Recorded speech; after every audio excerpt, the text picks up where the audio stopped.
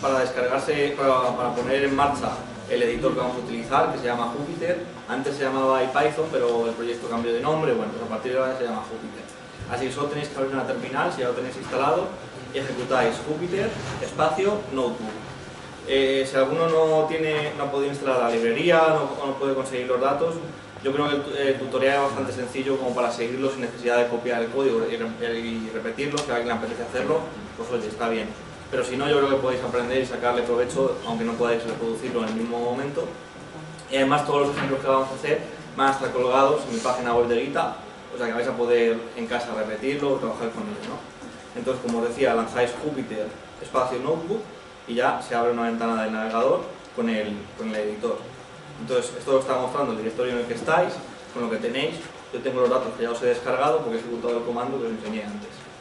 Entonces, si quiero crear un nuevo notebook, un nuevo libro con código y con imágenes, pues le doy a nuevo y le doy a Python 2. Ya se nos abre un nuevo notebook. La gracia de los notebooks es que, por una parte, que aunan código e imágenes y lo guardan en un documento que se puede almacenar y queda ahí pues para cuando queramos volver a visualizarlo. Y luego además funciona por celdas. Yo puedo escribir aquí un código, por ejemplo, print hola mundo, y para ejecutarlo tengo que dar al shift y a enter y se ejecuta. Y puedo escribir aquí otra cosa, pues, hola 2, le doy a shift y a enter y se ejecuta. Y yo en todo momento puedo volver a la celda anterior con el ratón, hacer clic en ella y con el shift enter volver a ejecutarla. Entonces se rompe un poco esa idea del código secuencial que va desde el inicio hasta el fin y no puede volver nunca hacia atrás, hacia adelante. Y luego estamos trabajando en cosas de estas, en las que tenemos que cambiar parámetros, ahora voy a cambiar esto. Es cómodo que podamos ir seleccionando qué código queremos ejecutar en qué momento, ¿no? Entonces me parece que para este tipo de cosas es muy útil. En cuanto bueno, os vuelvo a poner el código que necesitáis para descargar los datos, como decíamos antes. Import TensorFlow HTF, luego hacemos un from TensorFlow examples. Por cierto, si voy muy rápido no da tiempo a copiar, si no entendéis algo, si no veis, no sé si veis suficientemente bien el texto, me lo decís y lo solucionamos. Entonces, from TensorFlow examples tenemos que importar tutoriales.mnist import input data. Y una vez que está importado ese objeto, vamos a cargar los datos. ¿Ya? Mnist es igual a input data .read datasets, y como os decía antes, le pasamos un directorio donde queremos guardar los datos y le vamos a pasar también lo de OneHot. Esto lo que va a hacer es que la salida del modelo, las etiquetas reales de cada una de esas imágenes, si es un 3, un 2, no se almacene o no se lea del disco de la forma, por ejemplo, imagen de un 7, número 7 como salida, sino que tengamos la salida de cada una de las neuronas de la capa final de nuestro modelo. Por ejemplo, si tenemos una imagen de un 2, el vector, la etiqueta o la salida del modelo que deseamos sería 0, 0, 1, 0, 0, 0, 0 hasta el 9, ¿no? Es decir, que las etiquetas o las clases o la salida del modelo que vamos a tener como objetivo va a ser la activación de las propias neuronas de salida, en vez de una etiqueta que sea el 2, el 3, el 8, bueno, solamente eso. Entonces, lo de TensorFlow, bueno, es una librería que ha sacado Google, que se supone que es la que ellos utilizan internamente cuando hacen cosas de Machine Learning, cuando entrenan redes neuronales para reconocimiento del habla, para visión artificial, etcétera, etcétera.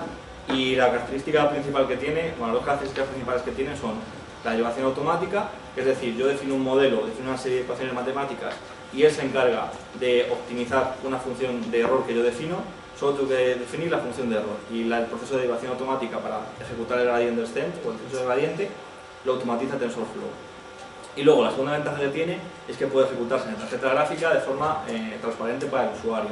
Entonces, aquí yo estoy en una máquina virtual, obviamente estoy ejecutándolo todo en el procesador, pero cambiando, si os vais a la página web de TensorFlow, os explica cómo instalar TensorFlow para que todo lo que hagáis, cuando sea posible, se ejecute en la tarjeta gráfica. Y con eso vamos a conseguir, cuando trabajemos con muchos datos, acelerar el proceso y no tardar tanto tiempo en entrenar los modelos. Sobre TensorFlow yo creo que no debería contaros nada más. Si os parece podemos empezar ya con el taller en sí mismo y tenemos que añadirle a esto que hemos puesto aquí una serie de imports más para el resto de librerías. En primer lugar vamos a poner esto, matplotlib inline. Con esto lo que le estamos diciendo al editor es que queremos que las imágenes que generemos, las gráficas, en vez de abrir una ventana nueva para mostrárnoslas, las inserte directamente dentro del documento y se queden ahí guardadas. Además vamos a tener que importar la librería matplotlib, que es la que vamos a usar para generar las gráficas. Así que hacemos un import matplotlib.pyplot as plt. Esto de as es para darle un nombre simbólico a la librería y que no tengamos que escribir el nombre completo cada vez que queremos llamar una función de la librería. Y luego vamos a importar numpy as np, que es la librería estándar de Python para trabajar con matrices. Así es, lo es un poco mejor. Entonces, comprobamos que está todo instalado ejecutando este bloque de código con el shift enter, como os digo, y nada, si está todo instalado no debería darnos ningún error. Esto es también lo he ejecutado. Cuando lo ejecute la primera vez, os va a decir que está extrayendo la información, pues se descarga en internet comprimida, hay que extraerla y ya tenemos cargado en memoria en este objeto, se llama MNIST, toda la información de entrenamiento, todas las imágenes con sus etiquetas asociadas. A mí al hacer eso me da error. ¿Qué te dice?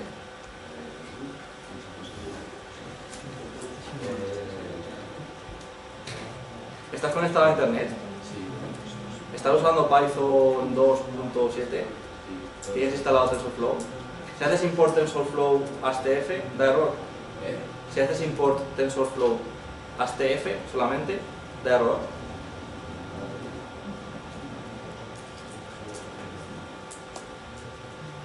Si no, al final del taller lo miramos tranquilamente, ¿no? Bueno.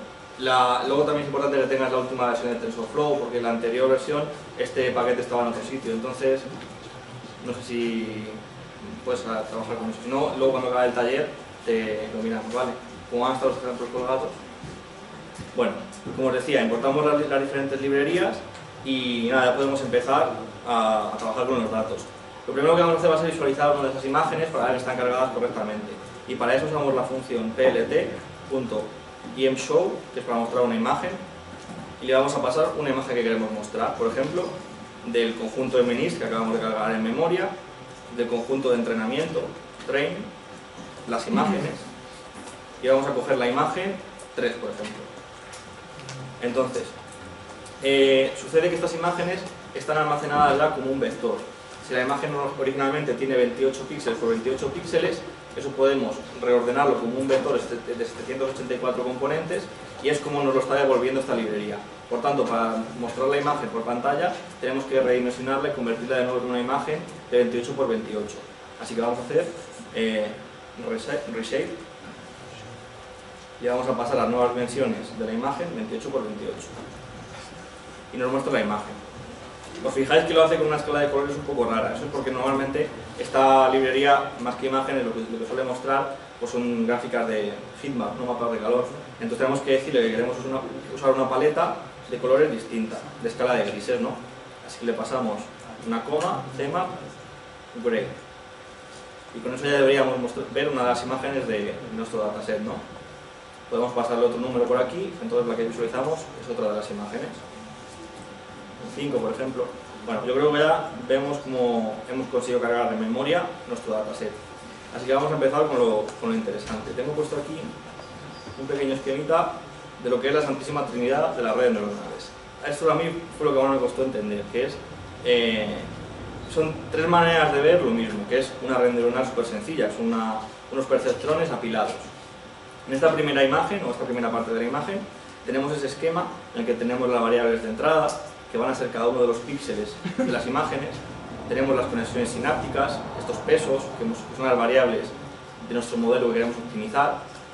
Y tenemos la salida, que es la salida de las neuronas, que va a ser la clase a la que pertenece la imagen que le presentemos por aquí. En definitiva, ¿qué número estamos enseñándole a la red? ¿Un 7, un 3, un 4? Bueno, pues la neurona I sub I o I sub n, por ejemplo, se activará cuando le presentemos a la red neuronal el número n. Pues ese es nuestro objetivo. Queremos encontrar los parámetros que garanticen que suceda eso. Bueno, pues una manera de ver la red neuronal es esta. Otra forma es con una función matemática, que es lo que nos ha enseñado William. Tenemos la función de activación, que en este caso, bueno, William ha hablado de la función sigmoide. Esta es otra versión, que es la tangente hiperbólica, que comparte muchas de sus propiedades, pero bueno, a efectos de lo que vamos a ver no nos importa. La función de activación, y dentro tenemos el valor de vías y las entradas multiplicadas por los pesos, por las conexiones sinápticas. Segunda forma de ver el asunto. Y la tercera, y es la que vamos a utilizar nosotros para implementarla con TensorFlow, es con álgebra matricial. Es simplemente esta misma operación y lo mismo que este esquema, pero implementado con matrices. La salida de nuestro modelo va a ser un vector con 10 componentes, en el que cada uno de ellos, un valor positivo alto, va a indicarnos que la imagen que le hemos enseñado a la red neuronal es el dígito asociado a esa componente. Por ejemplo, si tuviéramos aquí un 1, 0, 0, 0, 0, 0, es que le hemos enseñado a la red un 0. Si tuviéramos 0, 1, 0, 0, 0, 0, pues que le hemos enseñado un 1. ¿Me entendéis, no? Luego, eso se calcula con una tangente hiperbólica de un vector X, que es simplemente la imagen redimensionada como un vector, simplemente. Las 28 por 28 píxeles los organizamos así como una ristra, como una tira, un vector, pues eso es la X. Luego tenemos la matriz W, que va a contener los pesos para esta red neuronal, estos pesos sinápticos, y los va a almacenar en forma de columnas. Cada una de las columnas de esta matriz va a ser los pesos asociados a uno de los perceptrones que tenemos aquí apilados. Cada columna va a ser los pesos de uno de los perceptrones. Por tanto, vamos a tener 10 columnas, un perceptrón, una neurona por cada una de las categorías que tenemos en nuestro conjunto de datos, y vamos a tener tantas filas como variables de entrada, los 784 píxeles de la imagen. Y finalmente tenemos aquí un término que es el bias, que se suma. Es un vector de 10 componentes, uno por cada neurona. Cada neurona tiene su propio bias asociado. Bueno, pues es importante tener esta imagen en la cabeza, porque así cuando implementemos en TensorFlow esto, pues más o menos podemos tener la idea de lo que estamos haciendo, que es este esquema más visual de lo que es la red neuronal. Entonces, llegados a este punto, volvemos otra vez al código y podemos ya empezar a definir el modelo con TensorFlow. Lo primero que vamos a definir va a ser la entrada. Esa, voy a tener la imagen abierta, así os la podéis enseñar. Lo primero que vamos a definir es esta variable X, que va a almacenar los datos de entrada para nuestra red neuronal. Sucede una cosa, normalmente cuando tenemos una red neuronal vamos a querer que procese muchas imágenes de golpe, no solamente una imagen cada vez, ¿no? Entonces lo que podemos hacer, sin modificar esta ecuación matricial, o esta álgebra matricial, es convertir este vector en una matriz. Si le añadimos más filas, la matriz de salida I también va a tener más filas. Y cada una de esas filas va a ser la predicción que emite nuestra red neuronal acerca de las imágenes que vamos a ver apilado aquí en esta matriz X. Es decir, que X en vez de ser un vector, va a ser una matriz con tantas filas como imágenes que queremos que procese de golpe la red neuronal y tantas columnas como características o píxeles tengan las imágenes. Bueno, pues eso es lo primero que vamos a declarar en TensorFlow, ¿no? Y para hacerlo, pues nada, solo tenemos que decir que X, la variable... Uy, pues se me ha desconectado la batería. No. Que X, que es la variable, va a ser igual a... Cuidado con las mayúsculas. TensorFlow.placeholder. Un placeholder es un tipo de dato que utiliza TensorFlow para definir variables o elementos que toman parte de nuestro modelo que no necesitamos entrenar. Las entradas del modelo no vamos a entrenarlas, las imágenes de entrenamiento son las que son. Así que simplemente TensorFlow placeholder. ¿Qué hay que pasarle? El tipo de datos que vamos a meterle, que van a ser en este caso float, porque la intensidad de los píxeles va a ser un valor entero, un valor real, perdona. Entonces, luego también hay que pasarle una lista con las dimensiones de esta matriz. Como os decía, vamos a tener tantas filas como imágenes que queremos que la red neuronal procese de golpe y tantas columnas como píxeles tiene una imagen. Así que la sintaxis que utilizamos para decirle eso a TensorFlow es decirle known, porque vamos a pasarle un número variable de imágenes del modelo, y 784, que son los píxeles que tiene una imagen en total. Bien, una vez hecho eso, vamos a definir otra variable, otro placeholder, que va a ser las salidas ideales de la red neuronal. En el caso de que la red neuronal funcionase perfectamente, ¿qué salidas nos daría? Pues para cada imagen, su clasificación, su categoría correcta, ¿no? Así que lo definimos otro placeholder. De nuevo va a tener como tipo de dato float32. Y en este caso las dimensiones van a ser non, y van a ser 10. Si volvemos otra vez a nuestra imagen, tenemos 10 columnas y tantas filas como imágenes le hayamos pasado a la red neuronal. Por eso utilizamos este non para indicarle que dependiendo en tiempo de ejecución de cuántas variables le pasemos, cuántas imágenes le pasemos, tendrá una dimensión u otra. Bien, ahora vamos a definir las variables que vamos a tener que optimizar durante el entrenamiento, que son la matriz W de pesos sinápticos y la matriz B o el vector B de vías. Así que nada, hacemos un W, igual si queréis lo ponéis en mayúsculas para diferenciar lo que son variables de parámetros de optimizar. El nombre que utiliza TensorFlow para este tipo de cosas que vamos a optimizar es variable. Entonces, creamos una variable y lo que hay que pasarle es un valor inicial. ¿Os acordáis que hablaba William de la importancia de dar unos buenos valores iniciales a las variables de nuestro modelo? En este caso, como es un modelo tan sencillo, vamos a hacer una cosa que no se debe hacer nunca, que es iniciarlo todo a ceros.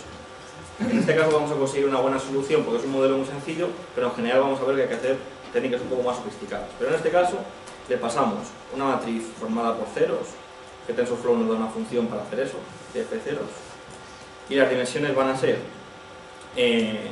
tantas conexiones, bueno, tantas filas, bueno, volvemos a ver en la imagen, tantas filas como atributos de entrada, como píxeles, y tantas columnas como perceptrones, como neuronas de salida.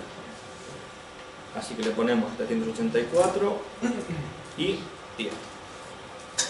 Bueno, además podemos pasarle, bueno, podemos inicializar también la variable de los vías. Entonces hacemos un TensorFlow.variable de nuevo. Y en este caso el tamaño, como vemos, ya no va a depender del número de muestras ni de nada, simplemente va a ser un vector de 10 columnas. Así que TensorFlow variable tf.ceros, vamos a inicializarla también con valores de 0 y le ponemos 10. Vamos a ejecutarlo para ver que no hemos cometido ningún gazapo y parece que está todo bien, ¿no?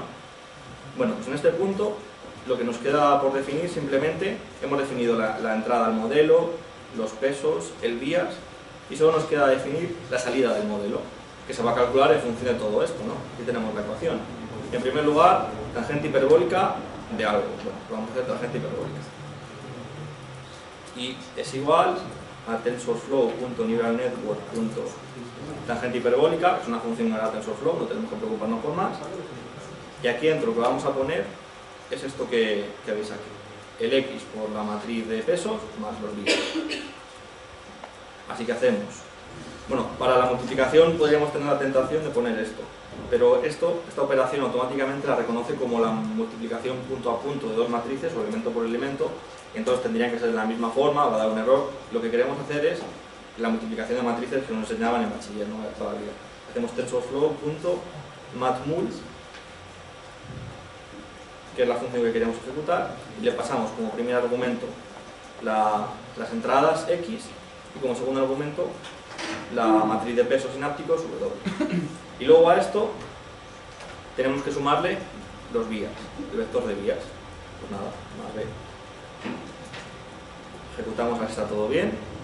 Ya está, ya hemos definido el modelo. Ya hemos implementado un programa que ejecuta una red neuronal, perceptrón simple, apilados, que lo puede hacer en la tarjeta gráfica si tenemos instalado el paquete apropiado y que lo hace todo de forma automática.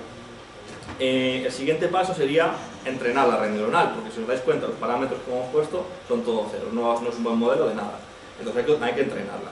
Si no tuviésemos TensorFlow, pues su capacidad de derivación automática, tendríamos que implementar nosotros el algoritmo de gradient descent, tendríamos que implementar el algoritmo de optimizar esos pesos. Como TensorFlow lo hace por nosotros, solo tenemos que decidir la función de error, la función que queremos minimizar, ¿no? Así que vamos a utilizar el mean square error, que es el que ha explicado William antes en la presentación. ¿Cómo calculamos el error? ¿Cómo calculamos una métrica de lo bien o lo mal que se comporta la red neuronal en nuestra tarea de clasificar dígitos escritos a mano o imágenes de dígitos escritos a mano? Bueno, pues vamos a calcular la diferencia entre la salida de nuestro modelo, que es la I, y las salidas ideales, I barra baja, que se lo pasamos a la red neuronal como argumento de entrada. Que me explique, no se lo pasamos como argumento de entrada por aquí, sino que esa información está disponible para la red. En definitiva, vamos a comparar las salidas que nos da la red neuronal con las salidas ideales, que son las que almacenamos en i/, que debería darnos la red neuronal si estuviera bien entrenada. Y de esa manera es como vamos a aprender. Bueno, lo que sucede es que si hacemos la diferencia sin más, pues algunas veces el error va a ser positivo y negativo. Al sumar todo eso, la media va a dar 0 y no es una buena métrica. Lo que tenemos que hacer es elevar esto al cuadrado. Esto se llama mean squared error. Lo hacemos TensorFlow.square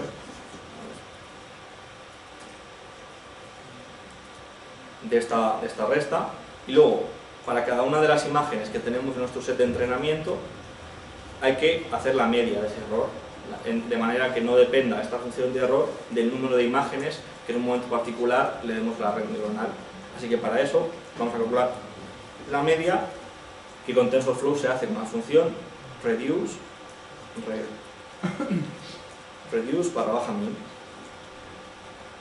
Entonces, pasamos esto, y si no he metido ningún zapo, ya tenemos definida nuestra función de error. El siguiente paso es indicarle a TensorFlow que queremos que nos minimice esta función de error para este modelo y para una serie de imágenes de entrada, que van a ser las imágenes de entrenamiento de MNIST. Entonces lo que tenemos que definir es train/step, va a ser nuestro algoritmo de optimización de la función de error. Entonces le decimos TensorFlow.train. El algoritmo que elegimos para optimizar esa función de error es gradient descent.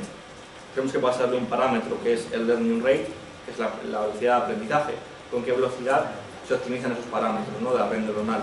Un buen valor para este ejemplo es 0.01. Y le vamos a decir que queremos minimice la función de error que acabamos de definir, mean squared error. Ejecutamos, a ver si no hemos metido ningún gazapo, todo perfecto. Vale. En este punto ya estaríamos listos para empezar a entrenar la red neuronal, pero tenemos que poner un poco de código que no tiene tanto que ver con la red neuronal en sí, sino con la sintaxis propia de TensorFlow. Tenemos que inicializar una sesión de TensorFlow y inicializar las variables, ¿no? Esto todo es simbólico, estamos como describiendo la arquitectura de la red y ahora sí vamos a inicializar las variables. Entonces, para conseguir eso, tenemos que poner un poco de código, bueno, pues que no tiene mucha explicación, pero es lo que hay. Vamos a crear una variable que se llama init, que va a ser TensorFlow.initialize all variables. Vamos a crear una nueva sesión con TensorFlow.session y vamos a decirle a esta sesión que hemos creado que inicialice todas las variables. Eso se consigue diciéndole que ejecute, que haga run a esta variable que hemos creado aquí de init. Es una manera un poco rara de pensar o de trabajar, pero una vez que te acostumbras, bueno, no es tan doloroso. Vale, ya tenemos inicializado el modelo, así que vamos a entrenarlo. Vamos a ejecutar una serie de etapas de entrenamiento, una serie de iteraciones de entrenamiento. Concretamente vamos a ejecutar 150 iteraciones de entrenamiento, porque es un valor que yo he comprobado en la práctica que funciona bien. For i in range 150. ¿Cómo le vamos a decir que...? Bueno, hay que explicar una cosilla antes de esto. Podríamos hacer una cosa que es, en cada iteración, en cada etapa de entrenamiento, darle todas las imágenes de las que disponemos y decirle que aprenda, que optimice los parámetros del modelo con esas imágenes, pero eso sería muy costoso en materia de tiempo computacional, sería muy costoso computacionalmente, ¿no? Entonces, la técnica que se utiliza casi siempre es Stochastic Gradient Descent. Esto lo que quiere decir es que en cada iteración, en vez de entrenar la red sobre todo el conjunto de entrenamiento, vamos a entrenarla sobre un subconjunto, sobre una muestra que vamos a elegir aleatoriamente en cada iteración. Eso suena muy complicado de hacer, pero gracias a la función que nos da ya, o el objeto que nos crea TensorFlow con el MNIST, no es complicado de hacer. Uno de los batch que se llaman van a ser esa muestra del conjunto de entrenamiento. Batch X y batch Y. Van a almacenar una muestra de las imágenes de entrenamiento y una muestra de sus etiquetas correspondientes, sus categorías reales correspondientes. Y para obtener esta muestra aleatoria, hacemos un MNIST, el conjunto de entrenamiento, le decimos que nos dé el siguiente batch, la siguiente muestra, ¿no? Y le vamos a decir que coja 1000 imágenes. De las 70.000 que tiene MNIST para entrenamiento, o 60.000, ya no me acuerdo, pues vamos a coger solamente 1000 en cada iteración, de manera que tarde mucho menos en ejecutarse el algoritmo. Y después ya sí tenemos que decir a TensorFlow que queremos ejecutar una iteración de entrenamiento. Así que hacemos un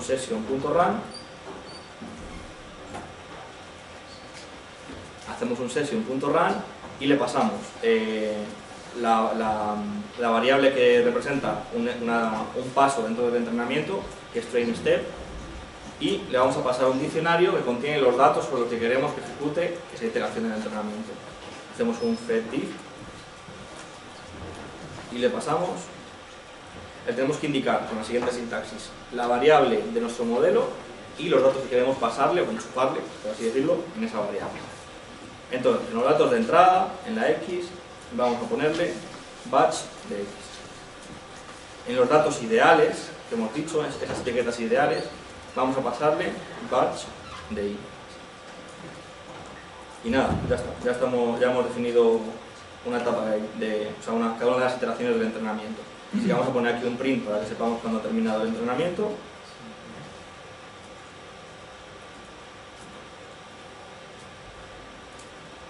Y nada, vamos a ejecutarlo, si os parece, a ver qué pasa.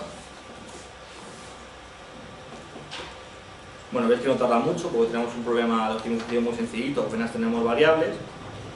Pero claro, esto nos deja un poco con la miel en los labios, porque sí, nos dice que ha terminado el entrenamiento, pero no tenemos ninguna manera de ver si ha realmente aprendido algo de la red neuronal. Entonces lo que vamos a hacer es hacer una gráfica de aprendizaje, como la que os enseñaba William, ¿no? Entonces para eso lo primero que tenemos que hacer es definir una lista que vamos a llamar train loss como vacía. Es una lista de valores vacíos. Y luego test loss también con valores vacíos. Vamos a calcular dos curvas de aprendizaje distintas. Una sobre los datos de entrenamiento, los datos que la red neuronal está viendo para aprender el problema, y otra sobre otro conjunto que llamamos conjunto de test, que solo utilizamos para evaluar qué tal está aprendiendo la red neuronal a resolver nuestro problema, ¿no? Tendremos esas dos curvas de aprendizaje. Entonces, para obtener esos valores en cada iteración, pues hay que obtenerlos. Entonces, a la función de error sobre los datos de entrenamiento, vamos a llamarle, por ejemplo, los 1, y lo vamos a obtener de nuevo llamando a la sesión de TensorFlow. Así que hacemos un run y decimos que queremos obtener el mean square error, la función de error que hemos definido aquí arriba, y le pasamos de nuevo un diccionario con los datos. Hemos dicho que este primer valor, el loss 1, va a ser el error sobre los datos de entrenamiento. Así que los datos de entrenamiento son precisamente esto que estamos poniendo aquí. Bueno, copiamos, pegamos y ya está, estamos pasando esos valores. Y vamos a calcular un segundo valor, que será la función de error sobre los datos de evaluación. Vamos a llamarlos los 2, por ejemplo. Aquí sí hay que pasar unos valores distintos, que van a ser en la X, en nist.test, el conjunto de test, imágenes, y con la Y, en los valores óptimos de etiquetas de clasificación, lo que vamos a pasarle es en nist.test.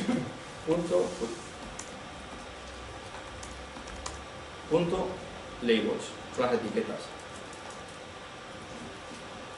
Entonces, bueno, ya estamos obteniendo estos dos valores, pero no los estamos guardando en ningún sitio a las iteraciones, hay que meterlos en estos arrays que hemos creado. Entonces hacemos un train loss.append, que es el método para añadir valores con una lista en Python, y le pasamos el loss1 y el test loss.append del loss2. Entonces es importante que antes de ejecutar otra vez este código volvamos a inicializar las variables a cero, porque si no estamos acumulando las iteraciones de entrenamiento que hemos ejecutado antes. Así que volvemos a inicializar las variables y volvemos a ejecutar el entrenamiento. Vais a ver que va a tardar un poquito más, solo un poquito más, porque además le estamos añadiendo aquí, aparte del entrenamiento, pues una serie de cálculos adicionales que en cada iteración utilizan todos los datos disponibles de test, que son muchos. Entonces por eso tarda un poquito más. Pero bueno, ya tenemos en estos arrays pues los diferentes valores de los errores a lo largo del entrenamiento. Hasta aquí vamos bien todos, no tenéis ninguna duda. Vale. Entonces lo que vamos a hacer va a ser mostrar esas curvas de aprendizaje. Para ello vamos a hacer de nuevo uso de la librería matplotlib la función plot, que sirve para imprimir esa lista de valores. Le vamos a pasar el train loss, le vamos a pasar el test loss. Y además le vamos a indicar que queremos que cada uno la pinte de un color distinto para saber cuál es cuál, ¿no? Y eso lo indicamos pasándole un segundo valor, que va a ser una R o una B para azul. Y así vamos a tener las gráficas con dos colores distintos. Lo ejecutamos y obtenemos lo siguiente. Veis que el error en el dataset de entrenamiento sale en rojo. Y como veis tiene como este ruido. Eso se debe al muestreo aleatorio que hemos hecho, que hemos cogido no todos los datos de entrenamiento en cada iteración, sino una muestra aleatoria. Eso induce este ruido aleatorio sobre la función de error en el dataset de entrenamiento, pero si os fijáis en el error, en el set de evaluación, de test, siempre está cayendo, con lo cual estamos entrenando bastante bien la red neuronal y no se ve afectado por este ruido, ¿no? Esa es la gracia del Stochastic Gradient Descent.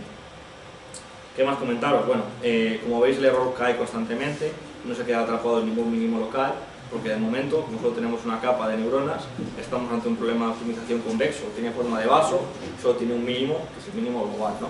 Entonces el entrenamiento es bastante fácil.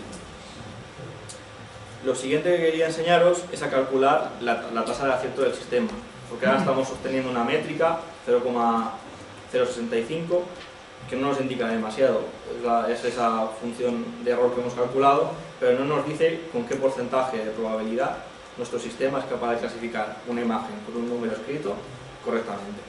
Y para eso tenemos que calcular pues, la accuracy, la precisión de nuestro clasificador.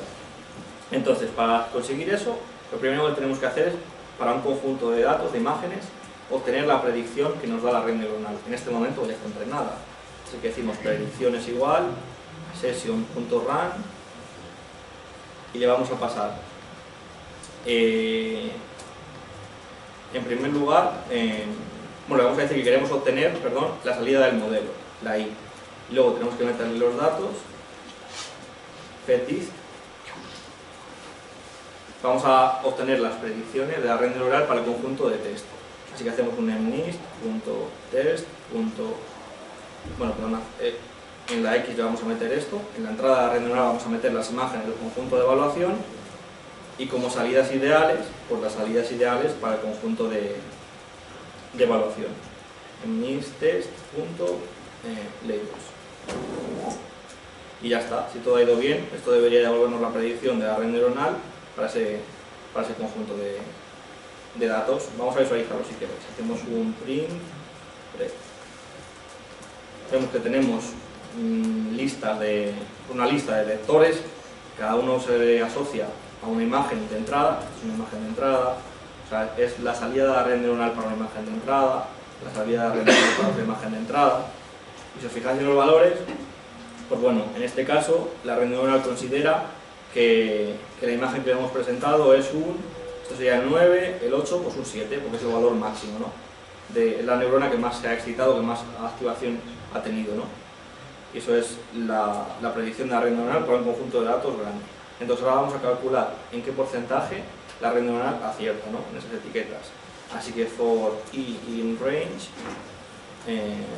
red.shape de 0. Aquí lo que estoy diciendo es que itere la variable i para cada una de las filas de la matriz breadth. Es decir, para cada una de las imágenes que le hemos pasado a la red neuronal tiene que recorrer este bucle for. Además vamos a inicializar un contador errors, le vamos a inicializar a 0. No os olvidéis de poner el punto porque si no lo detecta como un int y no funciona. Vamos a inicializar la variable, el contador de errores, que vamos a ir incrementando cada vez que detectemos que para un número la red neuronal no ha emitido la clasificación correcta, ¿no? Entonces lo que vamos a decir es que si la clasificación no es correcta, errors es igual a errors más 1. Si la clasificación no es correcta, bueno, aquí hay que hacer un poquillo de lío. Esta función npargmax lo que nos devuelve es para un vector en Python el índice del elemento con mayor valor, es decir, el índice asociado a la neurona que más se ha activado. Entonces lo que vamos a decirle es que nos devuelva el índice de la neurona que más se ha activado para una de las predicciones asociada a una de las imágenes pred de I. Entonces nuestra pregunta de si la clasificación es correcta o es incorrecta sería: ¿es distinto la predicción de la red neuronal para esa imagen de la etiqueta real que tiene esa imagen? ¿Qué número es realmente esa imagen? Así que haríamos un np.argmax de mnist.test.labels y vamos a coger la I, ¿no? Para que sea la misma imagen que la que estamos considerando aquí. Y nada, una vez que ya tenemos hecho eso, pues tenemos en la variable errors el número de errores que comete la red neuronal en nuestro set de evaluación, en nuestro set de test. Así que vamos a imprimir lo siguiente: print test error, dos puntos, una cadena. Vamos a convertir un número en una cadena, ¿no? Para que no haya error. Pues lo que le vamos a poner aquí es errors, el número de números o de imágenes clasificadas incorrectamente, partido el número total de imágenes que hemos pasado a la red neuronal en esta evaluación. Así le pasamos pred shake de 0. Ejecutamos y si todo ha ido bien, nos dice que tenemos un error de 0,2. No 0,2%, sino 20%. Esto no es porcentaje, ¿no? Entonces, realmente esto es lo mejor que vamos a obtener, o poco mejor que esto vamos a conseguir obtener con un modelo tan simple, un modelo lineal, un modelo de clasificación lineal, un 20% de error, ¿no? Veremos como este es el dataset que vamos a utilizar en el resto de sesiones, vamos a ir viendo cómo los diferentes modelos cada vez más complejos de red neuronal van a conseguir una tasa de acierto mayor. Bueno, lo último que quería enseñaros con este modelo lineal, bueno, si tenéis alguna duda hasta aquí, lo discutimos. Pero si no tenéis más dudas, quería llamar vuestra atención respecto de lo siguiente. En un modelo de clasificación lineal, cada una de las variables de entrada, desde x0 hasta x383, tienen asociadas un peso, una conexión sináptica por cada una de las neuronas. Entonces hay una conexión directa, una relación directa entre variables o atributos de entrada y conexiones sinápticas. Por tanto, podemos coger estas conexiones sinápticas para cada uno de los perceptrones y visualizarlas, ordenarlas como si fuera una imagen de 28 por 28 y visualizarlas como una imagen. Eso nos va a dar una idea bastante clara de qué tipo de patrones está aprendiendo a reconocer cada una de las neuronas. Entonces, esto es muy sencillito. Si queremos obtener la matriz de pesos para todos los diferentes perceptrones, que es esta matriz, pues decimos myw es igual a ses.run y le vamos a decir que queremos obtener del modelo que hemos implementado aquí o que hemos definido aquí, pues la w, la variable w, los pesos. Y en este caso no hay que meterle ningún dato de entrada a la red neuronal, solo queremos que nos devuelva esos datos, ya lo tenemos. Y ahora lo que vamos a tener que hacer es visualizarlos uno por uno. Como sabemos que tenemos 10 neuronas, 10 perceptrones simples, tenemos un bucle for i in range 10, lo que vamos a hacer va a ser visualizar esa imagen, visualizar los pesos de la red de esa neurona como una imagen. Así que hacemos de nuevo plt.imshow y le vamos a pasar. Aquí hay que hacer un poco de magia, ¿no? Porque si os dais cuenta, lo que queremos seleccionar para cada una de las imágenes es una columna de esta matriz, porque cada columna de la matriz son los pesos asociados a una de las neuronas. Así que para hacer eso tenemos que hacer myw. Esto quiere decir que queremos coger todas las filas de la columna i, así me estoy quedando con una sola columna, todas las filas de la columna i. Y esto queremos redimensionarlo para ponerlo en forma de imagen, convertirlo en 28 por 28, ¿no? Así que hay que hacer un reshape 28 por 28. Además tenemos que añadirle aquí una orden para que nos imprima la imagen en el acto, porque si no, va a imprimir una encima de otra, como nos sucedía con las gráficas, que sí que lo queríamos, ahora no queremos que nos las imprima unas encima de otras, ¿no? Entonces hacemos un plt.show. Ejecutamos, y bueno, nos pasa que antes, bueno, el color map este no es el más adecuado para visualizar esto. Vamos a pasarle un mapa de colores, encima, que va a ser B, W, R. Lo que va a hacer es, los valores negativos los va a imprimir en azul, los valores cercanos a 0 los va a imprimir en blanco, y los valores cercanos a, bueno, positivos los va a imprimir en rojo, ¿no? Y fijaos qué pasa. Estos serían los pesos, las conexiones sinápticas que hemos aprendido, la primera neurona ha aprendido, ¿no? Es la neurona encargada de detectar el 0. Cuando en una imagen tenemos intensidad, por ejemplo, en este píxel, eso es una evidencia bastante positiva de que la imagen que tenemos es un 0. Sin embargo, cuando tenemos intensidad en el píxel, un píxel de esta zona dentro de nuestra imagen, es una evidencia contraria a la hipótesis de que esta imagen que estamos mostrando a la red sea un 0, ¿no? Entonces, esto es una herramienta bastante curiosa para visualizar de manera intuitiva qué patrones está utilizando cada una de las neuronas para predecir o para detectar, en definitiva, para activarse cuando lo que le ponemos en la entrada es un número en concreto. Veis que para el 4, por ejemplo, cada uno hace el rabillo hacia el lado que le parece bien, entonces no tiene en cuenta el rabillo a la hora de predecir que tenemos un 4. El 5, cada uno le hace como le da la gana, con una S, bueno, 6, 7, 8, 9. Eso era lo último que quería enseñaros sobre el clasificador lineal, sobre esta red neuronal tan sencilla que es una serie de perceptrones apilados. Lo que vamos a hacer ahora es intentar implementar sobre esta base una red neuronal mucho más complicada, un perceptrón multicapa. Y lo que vamos a ver es que con TensorFlow es muy sencillo, no tenemos que preocuparnos de la fase de entrenamiento, solo tenemos que hacer las modificaciones pertinentes en nuestro modelo. Y en este caso va a ser modificar un puñado de líneas, ¿no? Entonces nos volvemos, si queréis, a donde hemos definido el modelo, aquí, y vamos a hacer una serie de cambios. ¿La entrada del modelo hay que cambiarla? No, la entrada va a seguir siendo un atributo, una variable por cada uno de los píxeles de la imagen. ¿Qué más hay que ver? Las salidas ideales de la red, esos ejemplos de salidas ideales, ¿hay que cambiarlos? No, va a seguir siendo un placeholder con tamaño filas indefinidas y columnas 10. Los pesos, la matriz de pesos y de vías sí que hay que cambiarlo. Como vamos a tener un perceptrón multicapa, vamos a tener dos matrices de pesos, ¿no? Entonces esto hay que duplicarlo. Vamos a tener dos capas de neuronas, pues cada una con sus vías y con sus pesos asociados. Vamos a ponerle unos nombres un poco más significativos, 0, 0, 1 y 1. Esto sería, a ver si tengo internet, lo puedo enseñar.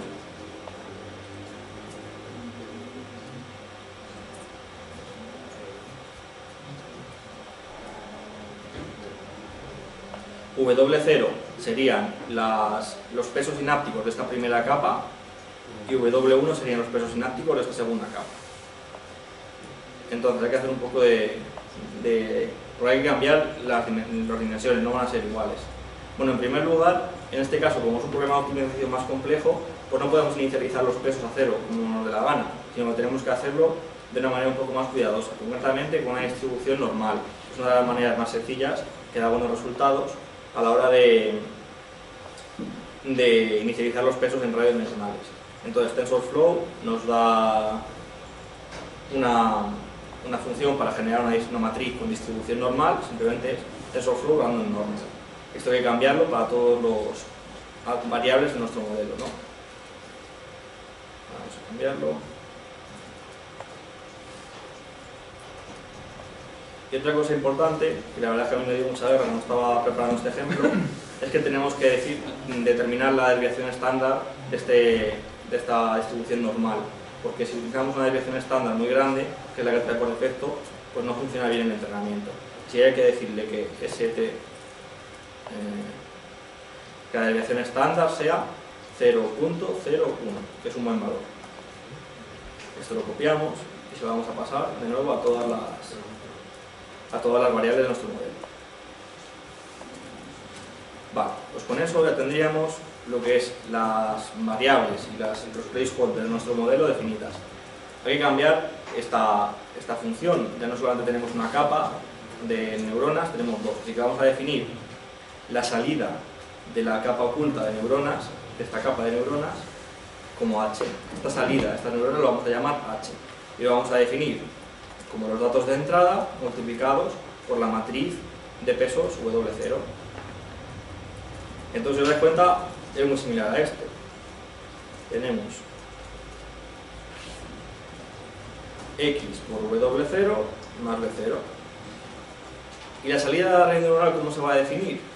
Bueno, pues igual, la salida de la red neuronal va a ser la salida de la capa oculta por la matriz de pesos W1 más el bias 1. Siempre con la función de activación tangente hiperbólica de 1. Y aquí, en vez de X, en vez de la entrada, la salida de la capa oculta. ¿Ve? Otra cosilla que hay que cambiar, bueno, pues es las dimensiones de las matrices de pesos. Tenemos que decidir lo que nos preguntabais antes, ¿cuántas neuronas vamos a tener en la capa oculta? Es una decisión arbitraria y que posiblemente tengamos que ajustar bastantes veces hasta que encontremos un valor que nos guste. Entonces lo que vamos a hacer es definir una variable que nos permita ir cambiando eso sin tener que ir cambiándolo en todos los sitios donde lo escribamos, ¿no? Vamos a llamarlo n barra baja den. Vamos a decir que tenemos 250, que es lo que había puesto William en el ejemplo. Entonces, la primera matriz de pesos va a tener 784 filas, eso no cambia, el número de variables de entrada, y en vez de tener 10 columnas, va a tener tantas columnas como neuronas en la capa oculta. Así le ponemos NGIDEN.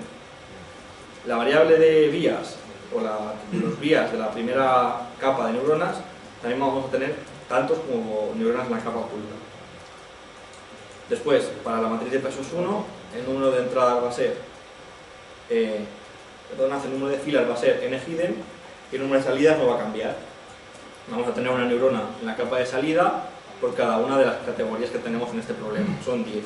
Aquí hay solamente una, bueno, en nuestro caso serían 10. No, aquí hay 3, pues estaríamos viendo nosotros. Entonces, si no me dejo nada más, bueno, sí es interesante cambiar este algoritmo de optimización, gradient descent, por uno que en el fondo sigue siendo descenso de gradiente, pero que es un poco más avanzado, ¿no? Que se utiliza más actualmente, que se llama Adam Optimizer. Pero vamos, la idea de su funcionamiento básica o elemental es la misma. Y el parámetro de learning rate, vamos a decirle que aprenda un poco más despacito, porque este es un problema de optimización no convexo y no conviene ir tan rápido como antes. Vamos a ponerle 0.005. Así que si no me dejo nada más, ya podemos inicializar nuestro modelo, no de error, y podemos ejecutar el entrenamiento. Antes de ejecutarle vamos a cambiar el número de iteraciones. En vez de poner 150, que son muchas, vamos a poner 80, porque va a tardar un poquito más. Y en vez de coger 1000 imágenes de nuestro test de entrenamiento para cada iteración, vamos a coger solamente 500. Entonces, vamos a darle caña, si no hemos liado.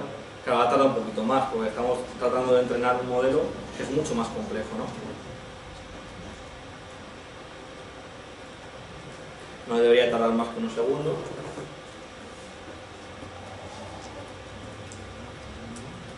Podemos visualizar, si queréis, cómo ha evolucionado la función de error en el set de entrenamiento, en el set de validación. Y si os dais cuenta, en este caso ya no tenemos una línea bonita de decir en todo momento, tenemos mínimos locales. Estamos ante un problema de optimización no convexo y, bueno, normalmente, si os digo la verdad, he tenido que ajustar los parámetros para que nos salga esta función con los mínimos locales, porque si ajustamos bien los parámetros de la red neuronal, fácilmente vamos a conseguir que la red neuronal, su curva de aprendizaje sea convexa y alcance un valor de error bajo, ¿no? Sin ningún problema. Pero bueno, aunque haya tenido este ruido o estos mínimos locales al principio, al final ha llegado a un valor de entrenamiento bastante razonable. Y ahora lo que vamos a tratar de ver es lo que os decía antes, si efectivamente al aumentar la complejidad del modelo de uno lineal a uno no lineal, ha aumentado la tasa de acierto del sistema. Antes estábamos en un error del 20%, es decir, con un 80% de probabilidad, al presentarlo una imagen a la red, era capaz de predecir correctamente a qué categoría pertenecía, si era un 7, un 8, 4, nada. Vamos a ver ahora qué tenemos. Vamos a obtener la salida de la red neuronal, esto no cambia nada. y vamos a obtener el porcentaje de error. Hemos bajado, hemos llegado hasta un 9%, de un 20 a un 9% de error. No está nada mal, ¿no? Bueno, pues vamos a ver en los próximos días que esto es una vergüenza, porque el MNIST es un dataset que ha sido muy estudiado y el estado del arte en ese dataset andará por el 0,0 algo por ciento de error. Nosotros estamos hablando de un 10% de error casi. O sea que aún podemos hacerlo mucho mejor, ¿no? Consiguiendo modelos más complejos. Y ya para terminar, lo que quería enseñaros era tratar de interpretar de nuevo estos pesos de los perceptrones de la primera capa como imágenes, porque si os dais cuenta, esta asociación de atributo de entrada, peso, sigue siendo unívoca, ¿no? Pero vamos a ver que al tener muchas más neuronas en la capa de entrada y a ser una red neuronal con varias capas, las neuronas de la capa de entrada no se van a dedicar cada una a detectar el patrón completo de un número, sino que van a ser cosas más sutiles y ya no vamos a poder verlo tan visualmente, esa interpretación tan sencilla. Entonces nada, lo único que tenemos que cambiar es que en vez de obtener la matriz de pesos W, vamos a coger la W0, la primera matriz de pesos, y nada, para visualizarla tampoco hay que cambiar nada. Le damos a ejecutar y voy por una.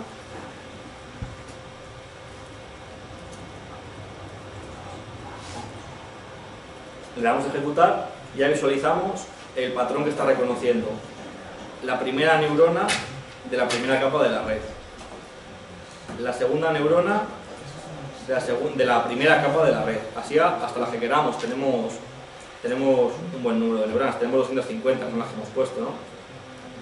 Entonces, si os fijáis, los patrones ya no son dígitos completos, sino que son cosas más sutiles, ¿no? Si entrenamos unas cuantas iteraciones más la red, quiero recordar que, bueno, que parecían patrones un poco más claros, pero vamos, ya no existe la posibilidad de interpretar de manera directa la visualización de los pesos de la red.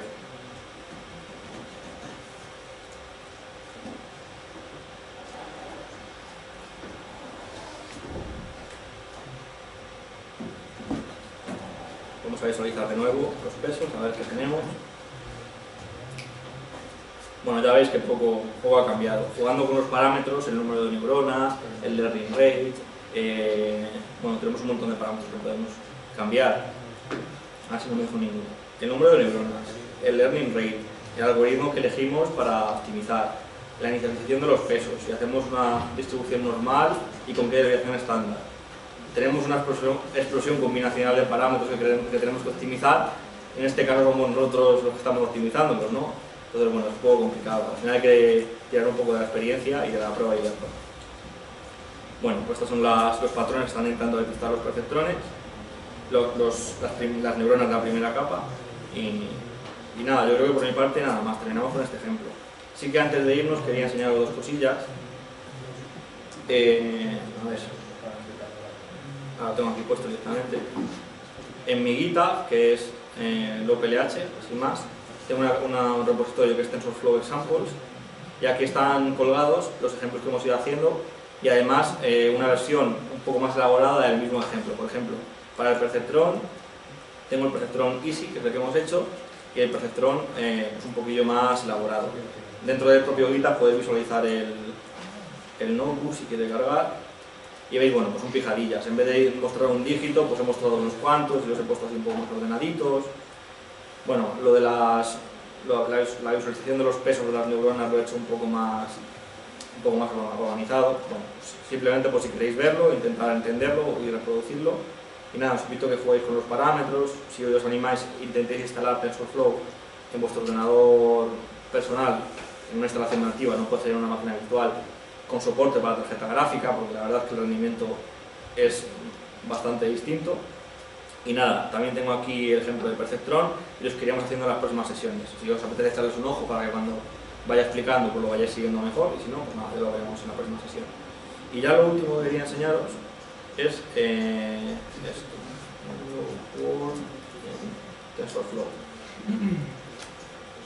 Este es un libro que acaba de sacar un profesor de una universidad de Barcelona, que trabaja en el Centro de Supercomputación de Barcelona, y y que están trabajando con cosillas de TensorFlow. Entonces ha sacado un libro que viene a ser como Lola Mundo en TensorFlow. Aunque el libro se puede comprar tanto en papel como en formato electrónico, el contenido íntegro del libro se encuentra aquí colgado en la red. Solo tenéis que buscar en Google el libro Hello World en TensorFlow. Y nada, es una introducción muy simpática. Él ha sido el que nos ha prestado la imagen que utilizamos en el cartel, porque además de científico es artista, ¿no? Y nada, es una introducción bastante interesante, bien explicada en español, porque la mayoría están en inglés, está en español. Y entrena un algoritmo bastante similar, que es Logistic Regression, que es muy parecido a un perceptrón simple, pero bueno, un poquito diferente. Pero viene muy explicado, así que lo podéis ver. Esto es parecido al ejemplo que ha explicado William antes, cómo hacerlo con TensorFlow.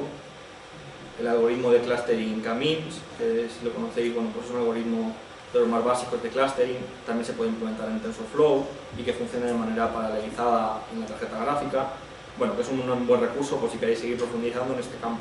A que yo os invito, porque bueno, los talleres que damos nosotros pues tienen sus limitaciones. En 1 hora, 2 horas, 3 horas es complicado empaparse de un campo que es tan amplio y tan complicado, pero yo la verdad es que la experiencia que he tenido cuando me he metido en este mundo, cuando le he dedicado tiempo por mi cuenta a seguir aprendiendo, es que hay muy buenos materiales online para aprender y que además es muy interesante, es muy gratificante cuando tienes los resultados, ¿no? Yo mi trabajo fin de grado lo hice aplicando este tipo de técnicas y nada, me fue muy bien, aprendí mucho y quedé muy contento, así que os invito, si queréis seguir profundizando en este área, pues a venir a las siguientes sesiones que tenemos, que vamos a avanzar en modelos más complejos, y luego si además tenéis ganas de, no sé, los que vais a elegir trabajo de fin de grado, pues se pueden elegir trabajo de fin de grado, que en vez de implementar una tienda de venta de discos, que luego está una aplicación en Android, pues hagáis una cosa ya más orientada a la investigación, un trabajo de fin de grado en el que apliquéis inteligencia artificial, minería de datos, machine learning. Bueno, yo estoy seguro de que Angélica estará encantada de proponeros ideas, siempre está con ocurrencias, y si no, William o yo, seguro que también tenemos alguna idea que aportaros, pues si os apetece, os animáis a iniciaros ya en ese área. Y luego ya lo único que no os aburro más es que si alguno queréis unir a la asociación, que no estéis ya apuntados, pues bueno, es una manera de mantenerse al día con todos los talleres que hacemos. Si podéis además colaborar dando un taller sobre algo que os gusta, es muy sencillo, solo hay que ir un paso por delante que los alumnos y tener ganas y que te guste el tema que vas a explicar, ¿no? Entonces os invito a que os metáis ahí en el registro, os registréis y nos ponemos en contacto con vosotros.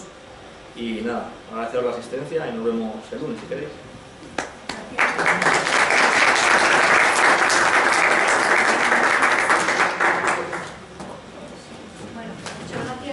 Tenemos los certificados del taller de swim, para si alguien fue y lo quiere recoger, allí.